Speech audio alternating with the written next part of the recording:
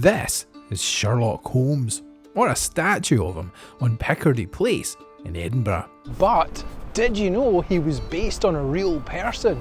Piccadilly Place is the birthplace of Sir Arthur Conan Doyle, creator of the famous consulting detective. He was born at number 11, which is gone now, but was somewhere on this side of the street. Just down the road from the pub that bears his name. Although his name wasn't actually Conan Doyle, Conan was his middle name.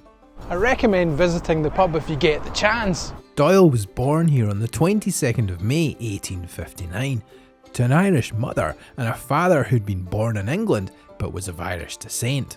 The name kind of gives it away.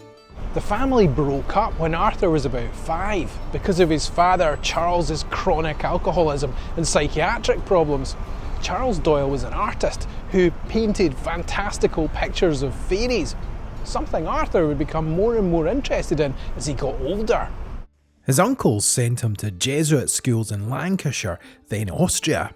Eventually he came home and began studying here at the University of Edinburgh in 1876. This was around the time he started writing, but his first efforts weren't fictional. His first published work was titled Gelsemium as Poison, which, unlike his later work, doesn't sound too commercial. After he graduated, he did practice medicine. In the beginning, he had to take a job on board a Greenland whaler, the Hope of Peterhead, because he was struggling to find work elsewhere. Eventually, he settled into practice, but he had a lot of time between patients, which he filled with writing. But the University of Edinburgh was where he'd meet the man who'd become instrumental in creating the character of Sherlock Holmes. I say the character of Sherlock Holmes, but that's not quite the full story. This is Joseph Bell, surgeon, lecturer, and talented diagnostician, but not just of diseases.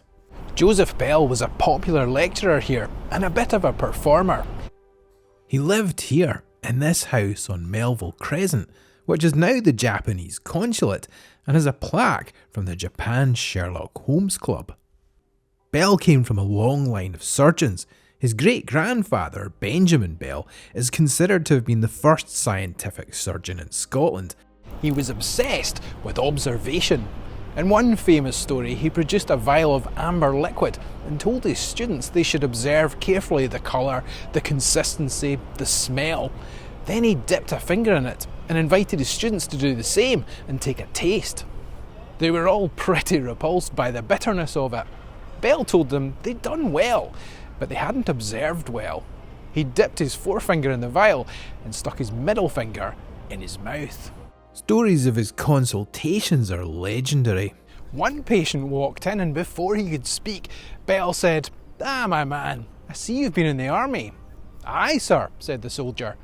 "Not long discharged, non-commissioned officer, Highland Regiment, stationed in Barbados," said Bell. When his students asked him how he knew all that, he said the man was respectful, but did not remove his hat. They do not do that in the army. But he would have learnt civilian ways had he long been discharged. He has an air of authority, and he's obviously Scottish. As to Barbados, he has elephantitis, which is West Indian and not British. Another patient gave him a false name, and without looking up, Bell wrote a prescription in the correct one, telling the man he'd read it on his shirt label.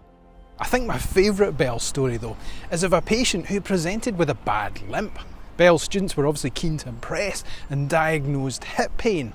The professor told them they were wrong and asked if they hadn't noticed the man had cut slits in his shoes. He told them the patient suffered from corns, but that wasn't why he'd come. His trouble is of a more serious matter. He's come to be treated for chronic alcoholism, as shown by his red nose, bloated face, bloodshot eyes, and twitching hands and face. And to confirm the diagnosis, see the whiskey bottle sticking out of his back pocket. In his second year, Doyle acted as the clerk in his clinic and would have seen him working up close. The fact that he got the job in the first place meant that the admiration wasn't one-sided. They both lived in a time when forensic science was on the rise, and Bell was a pioneer in forensic pathology and behavioural profiling. On the 20th of November 1887, at the age of 27, Arthur Conan Doyle published A Study in Scarlet, the first story to feature Sherlock Holmes. Doyle got £25, which is about £2,900 in today's money. There are thought to have been other influences. Joseph Bell wasn't known for seeking publicity, and unlike Holmes, he was a family man. He did wear a deerstalker and an Inverness cape in this picture, but it's not known if this was art mirroring life or the other way round. Doyle never dressed him in those in the book. That was the illustrator Sidney Paget. The pipe was added by the actor William Gillette, who first put him on the stage, and the phrase "elementary, my dear Watson" came from P.G. Wodehouse. Physically, they were similar. Doyle described both as being thin, high-nosed, eagle-faced and having jerky ways of walking and high, strident voices. Some have suggested that the inspiration for his character traits could have been Doyle's own father, or Brian Charles Waller, a domineering pathology lecturer who lodged with the Doyle family when he stayed in Edinburgh, and later put Doyle's mother up on his estate. When he read A Study in Scarlet, Robert Louis Stevenson, who was living in Samoa at the time, wrote to Doyle offering compliments on your very ingenious and very interesting adventures of Sherlock Holmes. One thing troubles me. Can this be my old friend, Joe Bell? But if there's any doubt, we have the truth from the man himself. In 1892, he actually wrote to Joseph Bell saying, "It is most certainly to you that I owe Sherlock Holmes, round the centre of deduction and inference and observation which I have heard you inculcate. I have tried to build up a man." Later he wrote, "I thought of my old teacher, Joe Bell, of his eagle face, of his curious ways and his eerie trick of spotting details. If he were a detective, he would surely reduce this fascinating but disorganised business to something nearer an exact science." Holmes has evolved over time and pretty much came full circle in 2004 when he inspired House, a TV series about a great diagnostician. Joseph Bell died in 1911 and was buried here in Dean Cemetery. His grave doesn't get as many visits as other literary inspirations, Tom Riddle, McGonagall, etc.